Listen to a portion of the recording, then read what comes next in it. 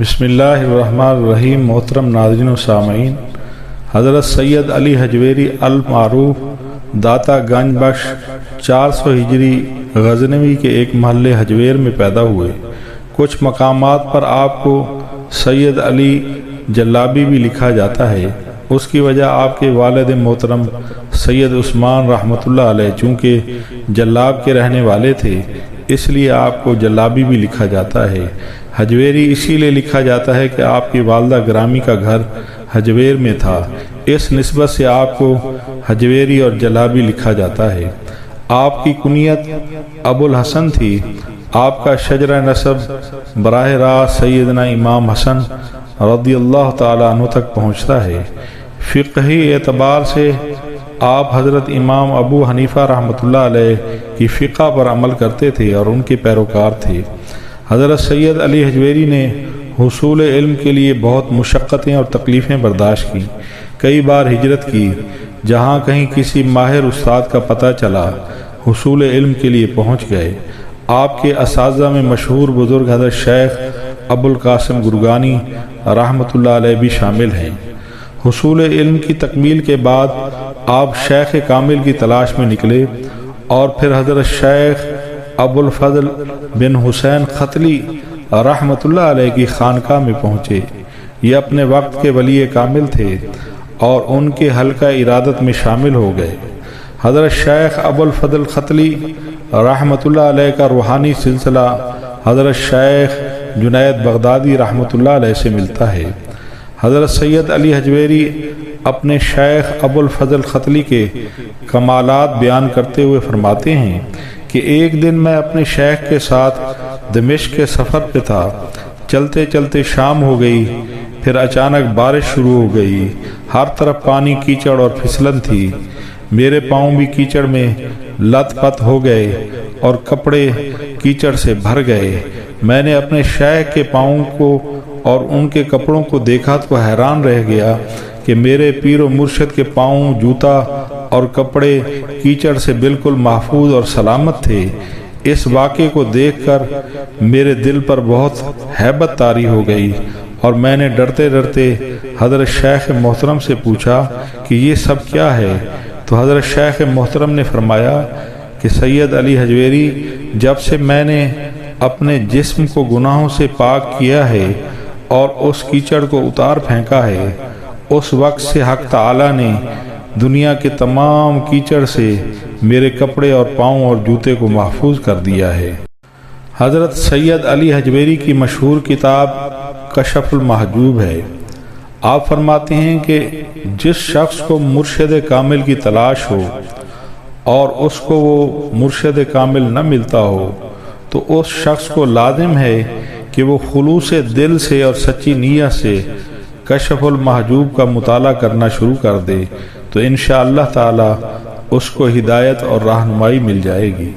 سید علی حجویری کو داتا گنج بخش کے لقب سے بھی پکارا جاتا ہے، جبکہ سید علی حجویری ہمیشہ سخت لہجے میں تنبیہ فرماتے تھے کہ داتا صرف اللہ کی ذات ہے اور اپنے لیے اس لقب کو ناپسند فرماتے تھے، لیکن آپ کی مسلسل کرامات کی وجہ سے برِ صغیر پاک و ہند میں آپ کو داتا گنج بخش کہا جاتا ہے۔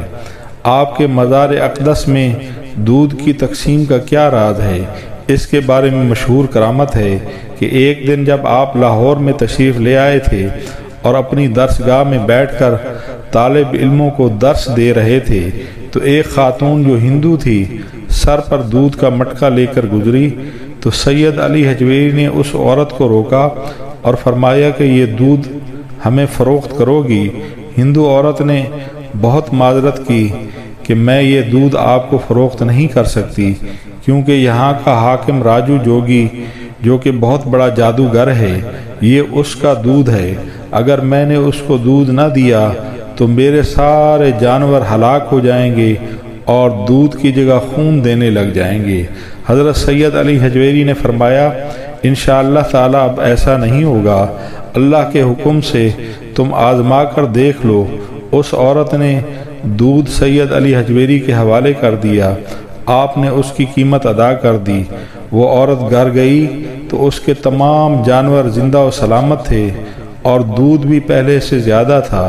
پھر یہ کرامت پورے شہر میں پھیل گئی۔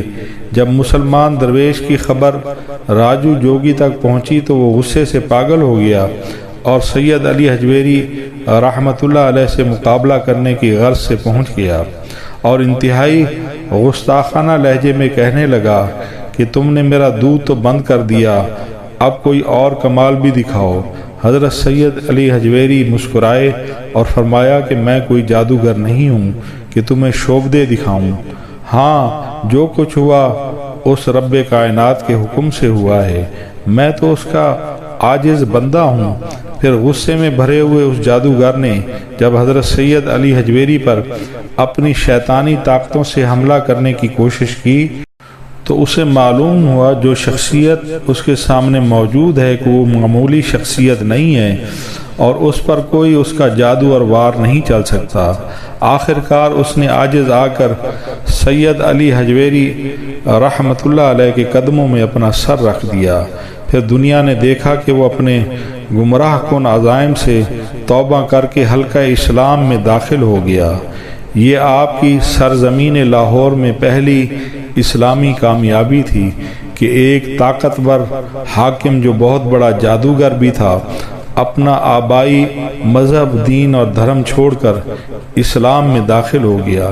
کسی نے کیا خوب کہا ہے کہ نگاہ ولی میں وہ تاثیر دیکھی، بدلتی ہزاروں کی تقدیر دیکھی، گنج بخش فیض عالم مظہر نور خدا، ناکساں را کامل را رہنما، جہاں کے خزانے دینے والا نور خدا کا مظہر ہے، ناقص لوگوں کے لیے مرشد کامل اور کاملوں کے لیے رہنما ہے۔ محترم ناظرین و سامعین، ہماری آج کی ویڈیو آپ کو کیسی لگی؟ آپ کو ویڈیو اچھی لگی ہو تو لائک، سبسکرائب اور شیئر ضرور کر دیں۔ آپ کی دعاؤں کے طالب، العلم وائس چینل۔